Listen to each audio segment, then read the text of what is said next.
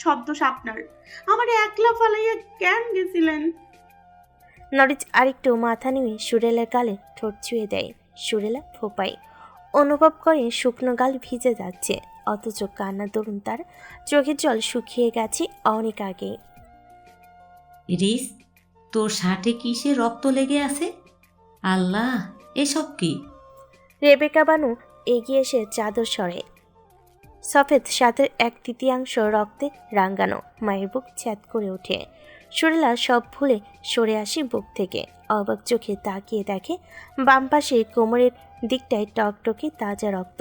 সুরেলার পেট গুড় করে ওঠে, মুহূর্তের মধ্যেই বমি করে ভাসিয়ে দেয় বিছানাসহ ব্যক্তিগত বুক। চোখ ঘোলাটে হয়ে আসতে ধীরে ঢুলে পড়ে নরম বিছানায়। অস্পষ্ট কতিপয় শব্দ শ্রবণ ইন্দ্রিয়ে পৌঁছায়, কেউ কাতর স্বরে ডাকছে অনবরত। চুমু খাইতে কেমন লাগে রে? মানে এর স্বাদ কেমন? নোনতা নাকি মিষ্টি? রওশনের চোখের আকার মার্বেলের মতো হয়ে যায়। হাতে থাকা আপেল ফসকে গড়িয়ে গড়িয়ে পুকুরে ডুব দেয়। সিনান বিরক্ত হয়, খ্যাক করে বলে ওঠে, নবাবের ঘরে ছাও 1 কেজিতে 5টা আপেল ধরছে, গুনে গুনে 120 টাকা নিছে, তার মানে একটা আপেল 25 টাকা। তুই আপেলে 2 কামড় দিয়েছিস কিনা সন্দেহ, আমার 23 টাকা জলে গেল। রওশন হেসে সিনানের পিঠ চাপড়ে বলে, শালা হাড় কিপটা, এই নে 1 প্যাকেট 30 টাকা, শোধবোধ। খপ করে সিগারেটের প্যাকেট ছিনিয়ে নেয় সিনান। অনেক দিন হলো সিগারেট টানা হয় না। সে তাৎক্ষণিক প্যাকেট খুলে একটা ঠোঁটের আগাই ধরে। রওশন লাইটার জ্বালিয়ে আগুন ধরে। সিনান সিগারেট টানে, নাকে মুখে ধোয়া ছেড়ে বলে। আহা কি সুখ। রওশন সিনানের হাত থেকে সিগারেট নিয়ে নিজেও টান দেয়। তোর মতলবটা কি? আমি তো জানতাম খেক শিয়ালের মতো শুধু খ্যাক খ্যাক করতেই পারিস, এখন দেখছি ফ্লার্ট করাও জানিস। শোন, আরেক জায়গাটায় কর, তোর ভবিষ্যৎ ভাবি লাগে। সে ভবিষ্যতে দেখা যাবে, এখন একটা চান্স নেওয়াই যায়। বিয়ে করা ফরজ হয়েছে বুঝলি। ইদানিং রাত কাটাবার মন চায় না, মন জ্যান্ত কোলবালিশে কোলবালিশ করে। রওশন হাসল। জ্যান্ত কোল বালিশ? ভাই তুই চিনি তো, জিনপরি ধরছে নাকি? রওশন সিগারেট বাড়িয়ে দেয়। সিনান হাতে নিয়ে বিষাক্ত ধোয়া টানে, হেসে বলে, রিফা মেয়েটা ভালোই, তোর লগে বেশ মানাইতো। অতীতের সব ভুইলা সামনে আগায় যাও রওশন। ভুলে যাওয়া যদি এত সহজ হতো, দুনিয়ার দুঃখ নামক শব্দ থাকতো না। তবে আমি মুভ অন করে নিয়েছি। আমি আমার বাকি জীবনটা হাসি খুশিতে মেতে থাকতে চাই। সিনান কান জড়িয়ে বাহপা দেয়। রওশন বাঁকা চোখে চায়। সেদিনের জন্য সরি সিন। সিনান প্রশ্নাত্মক চোখে তাকিয়ে। রওশন দীর্ঘশ্বাস লুকিয়ে হাসার চেষ্টা করে বলল, সেদিনের জন্য আসলে রূপের কাছে তোর শার্টটা দেখে রাগ হয়েছিল খুব। তোর ভুল ছিল না, আমি আসলে রাগের বশবর্তী হয়ে, আমি মানে তোর উপরে ওই যে। কথা গুছিয়ে নিতে পারে না রওশন। সিনান বুঝে নেয় সব। সিগারেটের শেষ টান দিয়ে নাকে সম্পূর্ণ ধোয়া ছাড়ল। বাদ দে তো, ওসব মনে রাখে কে? সত্যি মনে রাখিস নি? সিনান অস্বীকার করলেও রওশন বিশ্বাস করে না। বন্ধুকে ভালো করেই চেনা আছে, সে কিছু বলবে। সিনান থামিয়ে দিয়ে বলে, ভবিষ্যতে আমি কিছু করলে তুই মনে রাখিস না বুঝলি। রওশন সন্দেহভাজন চোখে চায়। সিনান চোখ টিপে হেসে দেয়। রওশন চোখ উল্টে বিরক্ত প্রকাশ করে বলে, সিনান, অসম্ভব, তুই বোন দিসনি, আমিও দিব না, সোজা হিসাব। আর আমি জানি তুই রূপসাকে বোনের নজরেই দেখিস। সিনানের হাসি দীর্ঘতর হয়। দুই বন্ধু বিগত দিনগুলোর চড়াই উতরাই দূরে সরিয়ে পূর্বে নেয় আড্ডায় মেতে ওঠে। আড্ডার এক ফাঁকে সিনান আবারও ফিসফিস শব্দে বলল, কইলি না চুমু খাইতে কেমন স্বাদ পাওয়া যায়। রওশন সন্ধিয়ান চিত্রে বলে, এই কাহিনী কি রে, হঠাৎ চুমু নিয়ে পড়লি? সেদিন সোহাগের সাথে সিনেমা দেখতে গিয়েছিলাম, হিন্দি সিনেমা। নায়কের নাম ইমরান হাশমি, সিনেমা নায়িকের চাপ। হয়েছে থাম, বুঝছি। কথা হলো আমি এখন সিঙ্গেল আছি, তাই বলতে পারছি না, অভিজ্ঞতা নেই। তার নাক চুলকে বলে। অভিজ্ঞতা না থাকলে কওয়া যায় না। রওশন না বোধক মাথা নাড়ালো। সিনান হতাশ হয়, আহা চুমু। আশ্বিন মাসের শেষ দিনগুলো বড় বুজুর্গদের মুখে শোনা যায় আশ্বিনে গা শিনশিন করে। হালকা পাতলা শীতের প্রলেপ দেখা যায়। সকাল সন্ধ্যায় কুহেলিকা আসে ভাব জমাতে। দিনের কদিন আগেও রাতের বেলায় গা হিম হয়ে আসলো, এখন দিনের বেলাতেও গায়ের হিমাঙ্কে লোমকূপ সজাগ হয়। এ সময় মিষ্টি মিষ্টি রোদের সাথে আপনে আপ ভাব জমে যায়। সুরেলা ঘিয়ে রঙের বিশাল শালে নিজেকে মুড়িয়ে রেখেছে। শুধু মুখটুকু দৃশ্যমান। বেতের চেয়ারে হাঁটু ভাঁজ করে বসে সম্মুখ মানবের আদেশ নির্দেশ মনোযোগ সহকারে শুনছে। শুনতে ভালোই লাগছে। কণ্ঠনালীতে চোট লেগেছে, তাই দুদিন পুরোপুরি কথা বলা নিষেধ। নট এ সিঙ্গেল ওয়ার্ড, বুঝলি? কেমন ভঙ্গুর ফ্যাসফ্যাসে গলা। নরিত সুরেলা ঠোঁটে বৃদ্ধাঙ্গুলি চেপে ধরে বলল। একদম মিউট। সুরেলা বলল, কথা না। কথা শুরুও করতে পারে না, অধরে অধর চেপে থামিয়ে দেয় নওরিজ মাহবুব খান। সুরেলা চোখ খিচে নেয়, কি জোরে আনচান করে ঘনিষ্ঠ হতে। আবেগে নিয়ন্ত্রণ হারিয়ে হাত বাড়িয়ে গলা চেপে ধরল। আবেগে গা ভাসাতে নওরিজ মাহবুব খান আলগোছে নিজেকে সরিয়ে নেয়। বাঁকা চোখে চেয়ে বলল, শুটকি মাছ খেয়েছিস সকালে? নো ব্রাশ, নো চুমু। সুরেলার মুখটা দেখার মতো হয়েছে। প্রত্যাখ্যানের মুখটা থমথমে হয়ে আসে। লুইচা লাটশেপ আবার লটরপটর করতে আইলে তোর মুখে লঙ্কা না ঘষিয়া দিয়েছি তো? আমার নাম সুরেলা না? ভেতর ভেতর সুরেলা রেগে অঙ্গার, তবে বাইরে শান্ত থাকে। নাকের পাটা ফুলিয়ে মুখ ঘুরিয়ে নিল। নরজ কোমল হাত দুখানি মুঠোয় ভরে দলে মলাই করে। উপরি তলে পরপর ঠোঁট ছুঁয়ে ডাকে, ডার্লিং, একটু বেরোবো আমি। সুরেলার কাজল টানা চোখে ভয় উকি দেয়। নরজ আবারও করপুটে চুমু দেয়। আম্মাকে ডেকে পাঠিয়েছি, তার কাছে লক্ষ্মীটির মতো থাকবেন। সুরেলান সুবোধ বালিকা নেই মাথা নাড়ল। নরজ মুখ এগিয়ে এনে ললাটে ঠোঁট ছুঁয়ে দেয়। সুরেলার গায়ে জড়িয়ে রাখা শিও শালটা খুলে দিয়ে ভাঁজ করতে করতে বলল, জ্বর নেই আপাতত, রোদে বসলে মাথা ব্যথা হবে, ঘরে আসুন। সুরেলা চেয়ার থেকে পা নিচে নামায়। উঠে দাঁড়াবে, নওরিজ পাজা খোলা করে শুনে ভাসিয়ে নিল।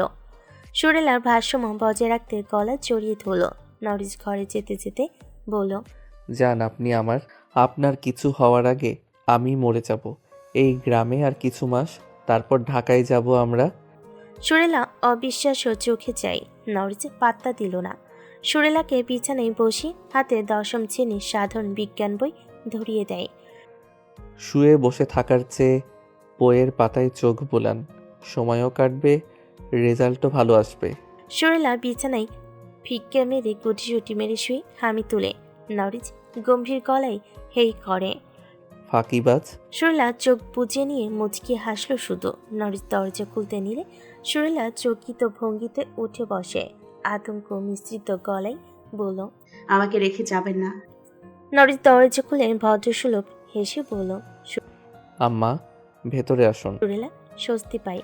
রেবেকা বানু ভেতরে প্রবেশ করেন। বিরক্ত মুখে সুরেলার দিকে এক পলক চেয়ে নরিজকে বলল, ডেকেছিস কেন সেটা বল। আপনার পুত্রবধূ ভয় পাচ্ছে, একা ওয়াশরুম অবধি যেতে পারছে না। আপনি একটু ওর পাশে বসুন, দুজনে গল্পগুজব করুন। নরিজ বলে সুরেলার দিকে তাকাই। সুরেলা কাচু মাচু মুখ বানাই। শিয়ালকে মুরগি পাহাড়ে দিতে বলেছে। রেবেকা বানু সুরেলার থেকে দৃষ্টি সরিয়ে নরিজের দিকে তাকাই। অসম্ভব, সামিনার কাছে রেখে যা। নরিজ মায়ের কাজ জড়িয়ে বলল, মেয়ের খেয়াল মা ছাড়া আর ভালোভাবে কে রাখবে? দায়িত্ব আপনার উপর দিচ্ছি। জ্বর আসছে আর যাচ্ছে, একটু পরপরই ফিকরে কেঁদে দিচ্ছে। আমার ফিরতে দেরি হবে, আপনি ওর সাথেই থাকবেন। ট্রমার মধ্যে আছে এখনো। রেবেকা বানুর মুখটা থমথমে। আসতে দেরি হবে মানে? কোথায় যাবি? কাল রাতও কিছু বললি না। পুরো শার্ট রক্তে ভিজেছিল। কার রক্ত ছিল রিস? এসব কি হচ্ছে? খুলে বলবি আমাকে? আম্মা, মাদক ব্যবসায়ীর গাছ গোড়া শুদ্ধ উপড়ে ফেলার কন্ট্রাক্ট পেয়েছি, সেই অনুযায়ী কাজ চলছে। এটা করতে পারলে আপনার ছেলের চাকরি কনফার্ম, আর বেকার ঘুরতে হবে না। আপনি চিন্তা করবেন না, আপনার রিজের কিছুই হবে না।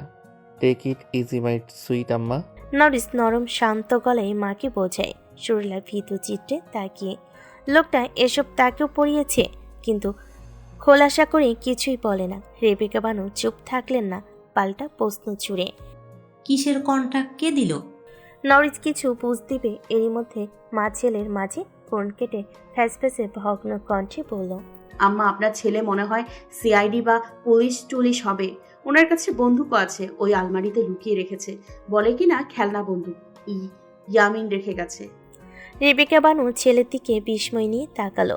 নরিজ সুরেলাকে চোখ পাকায়, দাঁত কটমট করে বলে, মিউট থাকতে বলেছি না? আর আম্মা, ওর কথা বিশ্বাস করবেন না, ওটা খেলনা বন্ধু। রেবেকা বানু প্রথমবারের মতো সুরেলাকে বিশ্বাস করলেন। হনহনিয়ে আলমারি খুলতে উদ্যত হন, লক থাকাই খুলতে পারলেন না।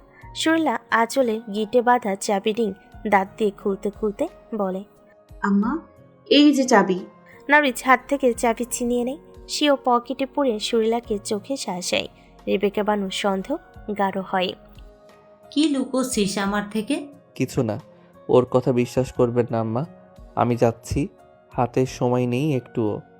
রেবেকা বানু ছেলে বাহু টেনে ধরে আটকায়, কাতর স্বরে জিজ্ঞাসা করল, শার্টে কার রক্ত ছিল রিস?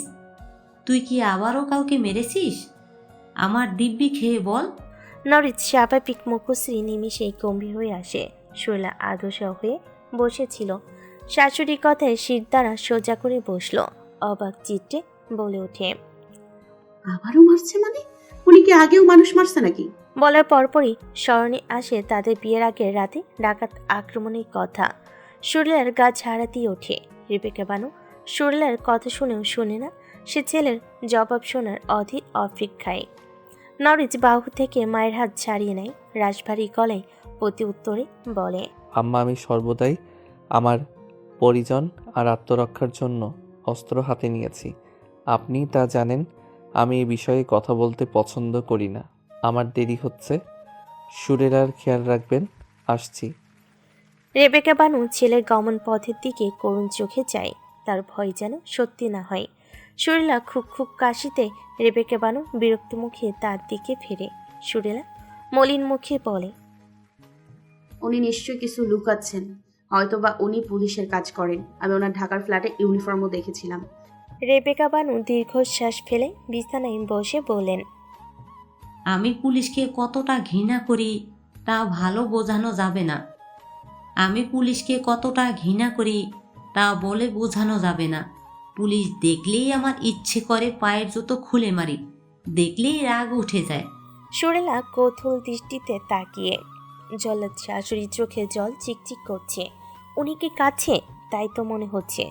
সুরেলার মায়া ঠিকরে ঠিকরে পড়ে। শাশুড়ি আমার প্রতি তার যত রাগ গোস্বা ছিল সব কর্পূরের মতো উবে গেছে। আলোপাকের অশেষ দয় শাশুড়ির আগমনে সে আজ শ্বাস নিতে পারছে, নইলে সে আল্লাহর পেয়ারি বান্দা হয়ে যেত। সে দ্বিধা চিত্তে শাশুড়ির ওপর হাত রেখে বলতে নাই। আম্মা, কি হয়? সুরেলার বাকিটুকু বলার প্রয়োজন পড়ে না। রেবেকা বানু এমনভাবে সুরেলার হাত সরিয়ে দিল যেন ওটা হাত ছিল না, বৈদ্যুতিক তার। সুরেলা মনে মনে বড়সড় ভেঙচি কাটল। বুড়ি ভাঙবে তবু মচকাবে না। রেবেকা বানু সাপের মতো ফুসলে ওঠেন। একদম ঢং মারাবি না। কাল মরতে বসেছিলি বলে কিচ্ছু বলি নাই।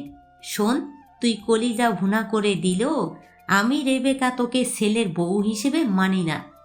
কাজের লোকের মেয়েকে ছেলের বউ হিসাবে মেনে নেওয়া আমার পক্ষে সম্ভব না। আমি রেবেকা বানু খারাপ খারাপই। সুরেলার মুখটা রাম ছাগলের মতো হয়ে আসে। সে তো দিবা স্বপ্নে বিভোর ছিল। শাশুড়ি এত স্নেহের সাথে কাল রাতে আগলে রেখেছিল। নিশ্চয়ই মনের সব ক্লেশ ভুলে গেছেন। বাকি মহিষী যে এক ঘাটে জল খায় না, তা বললি কিভাবে তুই সুর? সে তো ভোতা মুখে বলল, আমাকে মানলেন না, মানলাম। আমি আপনাকে আম্মা মানি, এটাই যথেষ্ট। কিন্তু কিন্তু কি? রেবেকা বানু ভুরু যুগল উঁচিয়ে প্রশ্নাত্মক চাহনি নিক্ষেপ করে। সুরলা সিও বোতামুখ অব্যাহত রেখে ভেঙে যাওয়া ফ্যাসফ্যাসের গলায় বলল, ধরুন আমি ডজন খানেক বাচ্চা কাচ্চা পয়দা করলাম, সম্পর্কে তো আপনি তাদের দাদিজান হইবেন। কথা হলো, আপনি কি তাদের নাতি নাতি হিসেবে মানবেন না? রেবেকা বানু স্থবির বনে যায়। কি বলল ফকিনিছি? বাচ্চা কাচ্চা, নাতি নাতনি, কাহিনী কি? পোয়াতি নাকি মেয়েটা? তিনি ঘর সন্ধ্যের চোখে সুরেলাকে দেখে। সুরেলা লজ্জা পাওয়ার ভান করে পড়ে যাওয়া ঘমটা মাথায় টেনে নিয়ে বলল, কথা কন না কেন আম্মা, মানবেন? রেবেকা বানু জহুরি নজরে সুরেলাকে পরখ করে। গায়ের ময়লা রংটা একটু ফুটতে শুরু করেছে, এই যা, বাদবাকি কোনো ফারাক নেই। এই মেয়ে ধরিবাজ তাকে বসে আনার চেষ্টা করছে। যে যদি চলে ডালে ডালে, সেও চলে পাতে পাতে। জানিস, আমার না আফসোস হচ্ছে, কেন কাল আসতে গেলাম। না আসলেই বোধ হয় ভালো হতো। পটল তুলে টাটা বাই বাই। ছেলে আমার মাসখানে শোকে থাকতো, পরের মাসে সুন্দর দেখে একটা বউ আনতাম। নতুন রূপসী বউ পেলে তোকে ভুলতে দুদিনও লাগতো না। চুকচুক শব্দ করে আফসোস করেন রেবেকা বানু। সুরেলা কষ্ট পায় ভূত। চোখের জলে গাল ভেসে যায়, নাক টেনে বলল, এতই সহজ? আমিও ভূত হয়ে এসে আগে আপনার ঘাড় আগে মোটকে দিতাম, পরে আপনার ছেলের, তারপর আর কি? সন্ধ্যা হতেই তেঁতুল গাছের ডালে বসে 3 ভূত পা ঝুলিয়ে বসে থাকতাম। রেবেকা বানু না চাইতো হেসে ফেলেন, তবে তার হাসি সুরলা অব্দি ধরা দিল না। সূক্ষ্মভাবে নিজেকে গম্ভীর রাগী আবরণে ঢেকে নিয়ে বলল, পেটে এসেছে নাকি আবার? কথার ভাবার্থ বুঝতে কয়েক সেকেন্ড লাগে সুরেলার। কান্না ভুলে লজ্জে লাল হয়। ঘন ঘন মাথা নেড়ে না বুঝাই রেবেকা বানু খ্যাপাটে দৃষ্টি ফেললেন।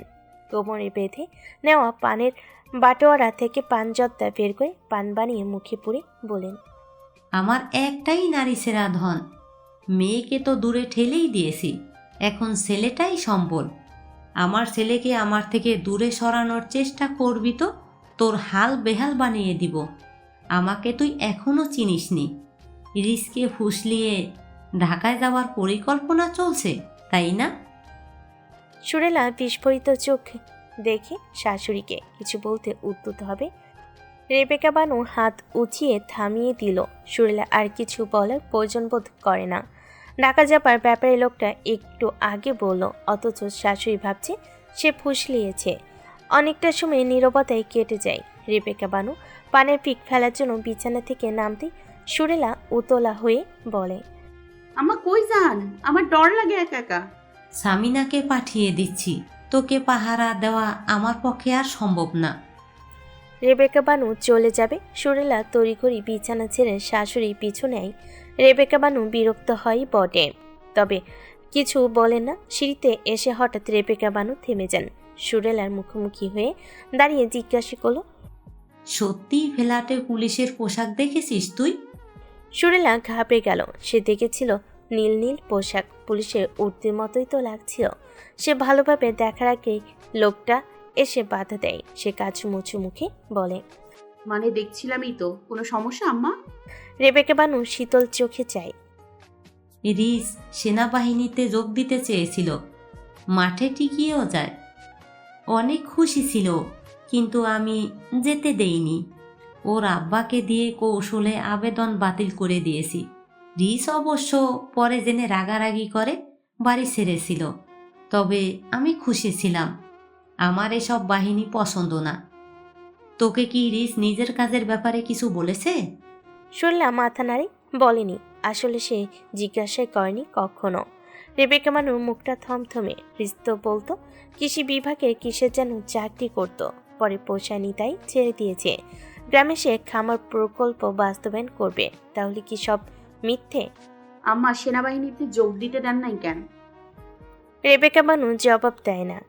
৭১-এর মুক্তিযুদ্ধ শেষ হতেই সরকার গায়েগঞ্জে রাজাকারদের খুঁজে বের করার নির্দেশ দেয়। থানায় থানায় কেস ফাইল হয় দাড়ি টুপি দেখে। যাদের বিশাল দাড়ি আর পরনে জোব্বা ছিল, তারা একত্রে অগ্রাধিকার পায় বেশি। এক সন্ধ্যায় তার বড় ভাই আর বাপজানকে এক ভ্যান পুলিশ এসে টেনে হিঁচড়ে তুলে নিয়ে গেল থানায়। তার বাপ ভাই অত্র এলাকার মাদ্রাসার শিক্ষক ছিল, তাই তাদের নামেও রাজাকারের ছাপ দেওয়া হলো।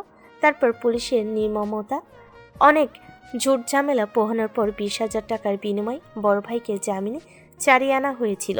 তারপরের দিনই একদল সিআইডি এসে বড় ভাইকে বুক বরাবর গুলি করে বুকটা ঝাঁঝরা করে দিয়েছিল, এই বলে ভাই নাকি জেল থেকে পালিয়ে এসেছে, তাই এনকাউন্টার করেছে। সে দৃশ্য সে ও তার বাকি ভাই বোন খড়কুটোর গোদার ভেতর লুকিয়ে স্বচক্ষে দেখেছে। সেই শুরু ভয় ভীতি, বিচার মেলে না কোথাও। বাবা জেলের অমানবিক নির্যাতনে কদিন পরই হাসপাতালে ভর্তি হতো। পুলিশের এক কর্মকর্তা মাকে বাজে প্রস্তাব অবধি দিয়েছিল। মা সেদিন রাতভর বালিশ ভিজিয়েছিল। সে মায়ের পাশে শুয়ে সবটাই অবলোকন করেছে। তারপর একদিন আশার আলো নিয়ে আসে তার মরহুম শ্বশুর মশাই। তিনি বাবাকে ছাড়িয়ে আনবেন, তবে শর্ত, এক রেবেকা নামক রমণীকে তার পুত্রবধূ হতে হবে। মা এক বাক্যে রাজি হয়ে গেল। 7 দিনের মধ্যে বাবাও ফিরে এলো। বাবার মুখে পুলিশের অমানবিক নির্যাতনের বিবরণ শুনে আর নিজস্ব অভিজ্ঞতার বলে ঘৃণার পাহাড় জমে যায়। তারপরে শুক্রবার সে খানবাড়ির চৌকাঠে। তারপর সব ঠিকঠাকই চলেছে, তবে প্রশাসনের উপর ঘৃণাটুকু বিন্দু মাত্র কমেনি। যদিও তিনি জানেন সবাই এক না, তবুও তিনি নিজ ঘৃণাকে আটকাতে পারেন না। তাই তিনি চাননি ছেলে এই অভিশপ্ত পেশায় নিযুক্ত হোক। কিন্তু রিচ তো আমার ভয়ে তোরা দুলালিকে বাড়ি ছাড়া করলি? কাজটা কি ঠিক হলো? তোরা 2 ভাই হাবাইত্যার মতো আমার বোনের পিছনে পড়েছিলি, তো সেই হিসাব ধরলে আমারও তো একটা দায় দায়িত্ব আছে তোর বোনের প্রতি। রওশন খ্যাপাটে দৃষ্টি ফেলে। সিনান আড়মোড়া ভেঙে হামি তুলে বলল, হয় দেখাস কেন? আমার এইটুকুনো কলি যায় এটা গাইলে? হার্ট অ্যাটাক হয়, গাধা, কলিজা না। আমি ভালা মূর্খ মানুষ, অত বুঝি না মিয়া। তোর বোন নাকি ডাক্তারিনী হইব, তো হ্যাতির থেকে শিক্ষা নিমুনে। আমার বোন তোর বোন। তো আমি কি বউ ডাকছি নাকি? তো আগে আমিও কইতাম এই কথা, তুই হাইসা উড়াই দিতি। রওশনের জবান বন্ধ হয়ে আসে মুহূর্তের জন্য, তবে দমে না গিয়ে বলল, তোর না শফির বোন শাপলার সাথে ইটিস পিটিস চলে? চলেই তো, বিউটিফুল বড় বউ, তোর বোন মেজো বউ, আর শাপলা ছোট বউ। রওশন তেরে এসে সিনানের কলার মুঠিতে চেপে ধরে বলল, তুই তোর বোন দিসনি, আমিও দেব না, হিসাব বরাবর, বুঝলি? সিনানের মেজাজ চটে যায়। খ্যাক শিয়ালের মতো খ্যাক খ্যাক করে ওঠে। তোর থেন চাইছে কে হুমন্দির ঘরে চাও? পুতুর ফালানের শখ নাই বুঝলি? শেষের দিকে কণ্ঠস্বরের তেজ কমে এসে মোলামি হয়। রওশন সন্ধিয়ান চোখে তাকিয়ে কলার ছেড়ে দিল। স্নান হুট করে হেসে উঠল। হাসতেই বলল, ভাই, আমার তো নিজের কপালের উপরেই হিংসা হইতাছে। এই কাইল্লা গতরে মাইয়ারা ফিদা। ভাবতাছি সিনেমার অডিশন দিমু, ইমরান হাসমিরে রোল মডেল বানামু, তারপর একদিন সুপারস্টার হয়ে টাকার বিছানায় শুয়ে আয়েশ করমু। তুই আসলে সিন তো জিনে টিনে ধরে নাই তো আবার? রওশনের কথায় স্নানের হাসি দীর্ঘতর হয়। হাসতে হাসতে রওশনের বুক পকেট থেকে ফোনটা বের করে নেয়। রওশন ছোট ছোট চোখে চায়। ফোন দিয়ে কি করবে? সিনান সব লাগিয়ে ফোন লাগে 1 নম্বরে। রওশনের উদ্দেশ্যে বলে, তোর না হওয়া শাশুড়ির কাছে কল দিছি, আমার ফোনে ব্যালেন্স নেই। রওশন হাসবে না দুঃখে হালকা করে মরে যাবে বুঝে উঠতে পারে না, তবে ভালো লাগে যে চিন্তার সাথে স্বাভাবিক আচরণ করছে। সিনান তো সেই ন্যাংটাকালের বন্ধু। বাবার শত বারণ বুড়ো আঙ্গুল দেখিয়ে লুকিয়ে চুরিয়ে হলো সিনানের তোড়গোড়ায় হাজির হতো। বিউটিফুল রে কাইলি হাটে নিমু, 40-50 হাঁক দিলেই ছাইরা দিমু। আবেগ দিয়া মুড়ি খাইছি রে মা, মাথা গুজানোর লাগি ঘর তো লাগবো, নাকি তোর ভাইরা ঘর তুইলা দিব? ওপাশ থেকে জবাব আসে না। সিনান একাই মেঝেতে গিয়ে ফোন কেটে দিল। রওশনের পকেটে ফোন রেখে দিয়ে চমৎকার হাসলো। শ্যামকালো বরণে হাসিটা মানে না। সিন হাসলে দিলদারের মতো লাগে, কিটকিটে তোপড়াটাই মুখে মানানসই লাগে।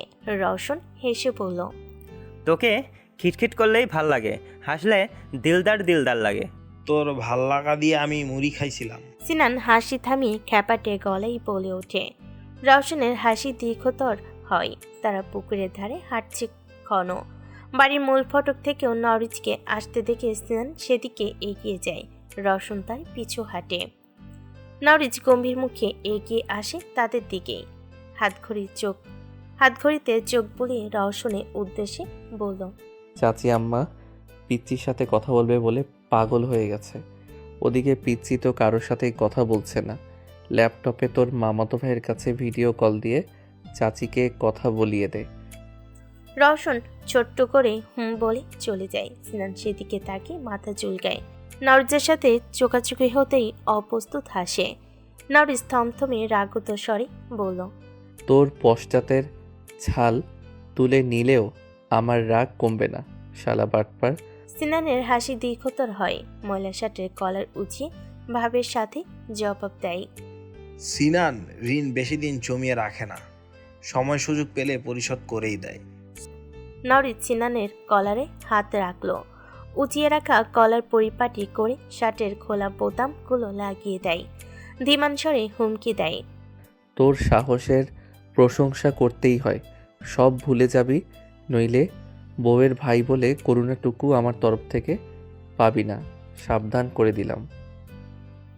সিনান ধরা ছোঁয়া দিল না। কলার থেকে বলিষ্ঠ হাত সরিয়ে দিয়ে বুক ফুলিয়ে জবাব দেয়, সিনাল সাহেল নিজ মর্জির মালিক। নরিস সূক্ষ্ম চোখে পরক করে। মন তো চাইছে দুটো কষিয়ে দিতে, তবে কেন জানে দিতেও পারছে না। যতটা রাগার কথা ছিল ততটুকু রাগও করতে পারছে না। আশ্চর্য বটে। মরার খবর এলো? কই মাছের জান, মরার হইলে রাইতেই মরতো, হুদাই হাসপাতালে অক্সিজেন ফুরাইতেছে। সিনানের সৎ সরল জবাব। নরিজ হাসল ক্ষীণকায়। আই ক্যান্ট বিলিভ তুই এসব করেছিস, এতটা ক্ষোভ? জানোয়ারের বাচ্চার কারচুপির জন্য গ্রামের মানুষ আমারে কতটা জঘন্যভাবে আপনারে কেমনে বুঝাই দিস ভাই, তাদের সামনে চোখ তুইলা খাড়াইতেও লজ্জা লাগে। সিন মানুষ ভালা না হইলে কোনো পরনারীর ছোঁয়া লাগে নাই, সেই সিনের ওই পেশ রক্ত আমার তখনই গরম হইছে। রোদে পোড়া শ্যামকালো মুখবই রাগে রক্তিম। নরিজ তার রাগকে পাত্তা দেয় না। ও তোর উপর আক্রমণ করবে জানতি নাকি? অস্ত্রসহই ঘুরছিলি? বলে নরিজ দূরের দণ্ডায়মান বাবুকে ইশারা করে গাড়ি বের করতে বলে। সিনান ফোঁস করে শ্বাস ছেড়ে বলল, আব্বা বলল আপনার চাচা শেফালি আর মন্টু মিয়া নাকি নিজের মধ্যে গুসুর ফুসুর করছিল, আব্বার আড়াল থেনে শুনছে। না, ছেলের প্রতি সালে কাকার দরদ আছে দেখছি। সিনান হাসল নরিজের কথায়। সেও অবাক হয়েছিল বাবা নামক অপ্রাণীর উদ্বিগ্নতায়। হয়তোবা তার ওছিলায় সে এখন শ্বাস নিচ্ছে। বাবা কাল বিকেলে কেমন উদ্ভ্রান্তের মতো ছুটে এসে বলল সব। সে অবিশ্বাস করলো, ঝুঁকি নিতে চায়নি, তাই অস্ত্র কাছে রেখেছিল। এই ওসিলায় না হয় ঋণ পরিশোধ করা যাবে। প্রথমে সাহস রাখলেও যখন মন্টু মিয়া জখমিত অবস্থায় মরা মুরগির ন্যায় বালু মাটিতে দাপড়াচ্ছিল, গলা ফাটিয়ে আত্মনাদ করছিল, সে ঘাবড়ে যায়। মন্টুর মুখে গামছা পুরি দিয়ে রিজ ভাইকে কল করেছিল। সে সময় এই লোকটার কথাই মনে পড়েছিল। সে নওরিজের পাশে হাঁটে, পকেটে হাত পুরে বলে, হাসপাতালে ভর্তি করে আর টাকা ফুরানোর কোনো মানে আছে রিস ভাই? জিন্দা পুতলেই তো হয়। বিনা লাভে এই রিস হ্যান্ডশেক অবধি করে না, সেখানে ওকে এমনি এমনি বাঁচিয়ে রাখার প্রশ্নই আসে না। শালা নিজেই আস্ত এভিডেন্স। মরার আগ মুহূর্ত তো একটু নাচিয়ে নিলেই তাল মেলাবে। আমরা বাঙালি কখনো একা মরতে চাই না, আমি মরলে তুইও মরবি, বুঝলি শালা বাবু? বলে রহস্যময়ী হাসল নওরিজ। সিনান মাথা নাড়ল। রিস ভাই কোনোভাবে কোনো বাহিনীতে ঢুকিয়ে দেওয়া যায় না? কোয়ালিফিকেশন? ওই উচ্চ মাধ্যমিক ফেল, তারপরে পড়াশোনার মায়েরে বাপ লাল সালাম জানাইছি। সিনান দ্বিধাহীন চিত্তে বলে ওঠে, যেন ফেল করে সে গর্বিত। নরিজ বাঁকা চোখে চায়। আমার অ্যাসিস্ট্যান্ট হয়ে যা, বেশি কিছু না, চা বিস্কিট এনে দিবি। আর সিনান থামিয়ে দেয়, ক্যাক করে বলে ওঠে, আর কোয়েন না, আমার মেজাজ গরম হইলে মুখ আটকায় রাখবার পারি না। নরিজ হেসে সিনানের বাহু চাপড়ে দেয়। বাবু ততক্ষণে গাড়ি এনে সম্মুখে থামিয়েছে। নরিজ সিনানকে উঠতে ইশারা করে। সিনান চেয়ারম্যান বাড়ির মূল ফটকের দিকে তাকায়, নরম সুরে বলে, সূর্যে দেখে আসি একবার, জ্বর আইছে, বাচ্চাদের মতো খালি কাঁদে, একলা থাকবার চায় না। যা, তবে বেশি সময় নিস না, জলদি বেরোতে হবে। নরিজ গাড়িতে উঠতে উঠতে বলে। সিনান পা বাড়ায় অন্তর্মহলের দিকে। অনুমতি নিয়ে ভিতরে প্রবেশ করে। বারান্দার একপাশে টুলে বসে রওশন, কোলে ল্যাপটপ, যাতে ভেসে আসে বনের শুকনো মুখখানি। পাশেই কন্দনরত মা আর হাস্যোজ্জ্বল মুখে চাচি ও ছোট্ট শুভা। অভিমানিনী অভিমান ভুলে সবার সাথে কথা বলছে, তবে ফ্যাকাশে মুখখানা মলিন। কথার মাঝে রূপসা সুরেলার কথা জিজ্ঞাসা করে।